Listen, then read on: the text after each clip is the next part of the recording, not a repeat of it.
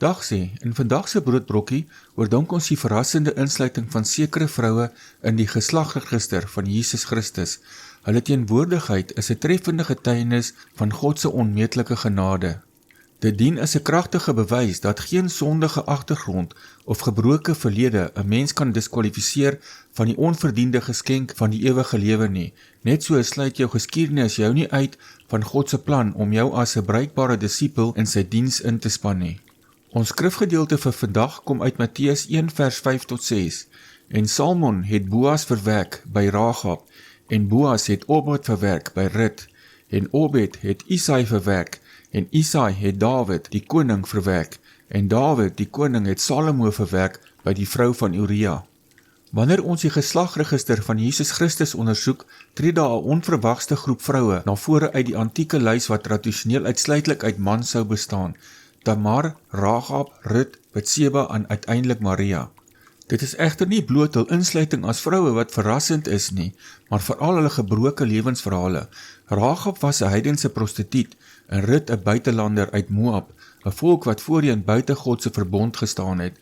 Die verhale van Tamar en Betseba is eweneens deurspek met skandaal, pyn en sondige menslike gebrokenheid. Tog het God in sy soewereine volmaaktheid en onbegryplike vrye genade verkies om sy seun uit hierdie einste onvolmaakte bloedlyn te laat gebore word. Hierdie feit bevestig onteenseglik dat God se genade nooit op ons eie werke of verdienste berus nie, maar uitsluitlik op sy onbeskryflike karakter.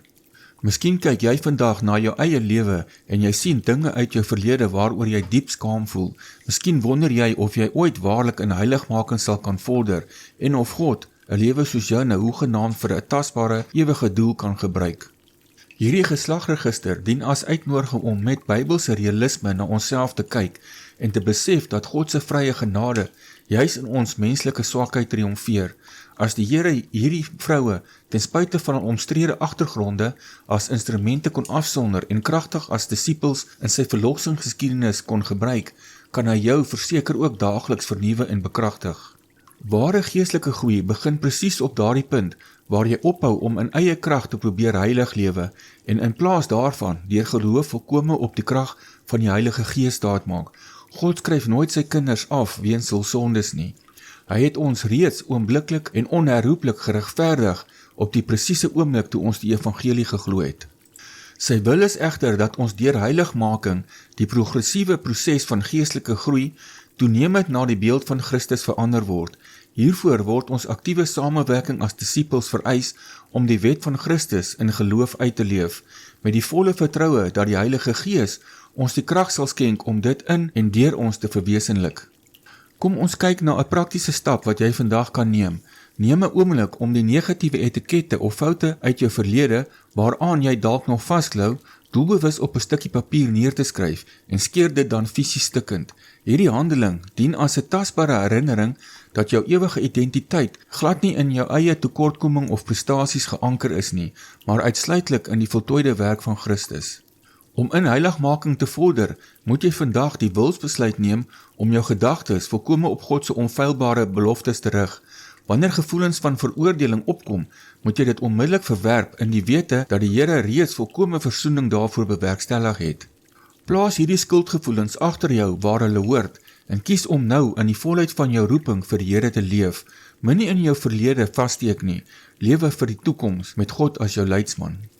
Fokus daarop om as 'n getroue disipel die wet van Christus, wat in liefde gewortel is, uit te leef, in plaas daarvan om gedurig in die foute van jou verlede rond te krap. Kom ons bid saam. Onse Vader, ek dank U vir die onbeskryflike vrye genade, wat my menslike swakhede volkome oorskadu. Vergewe my dat ek so gereeld toelaat, dat my verlede of my eie onvermoë my identiteit probeer definieer en my in onnodige selftwyfel vasvang. Ek laat vandag al hierdie bagasie agter my en neem die wilsbesluit om voluit vir U te leef, in die absolute wete dat U reeds deur U Gees die krag daarvoor aan my voorsien het. Leer my om my daagliks as U disipel volkome op hierdie inwoning van die Heilige Gees te verlaat.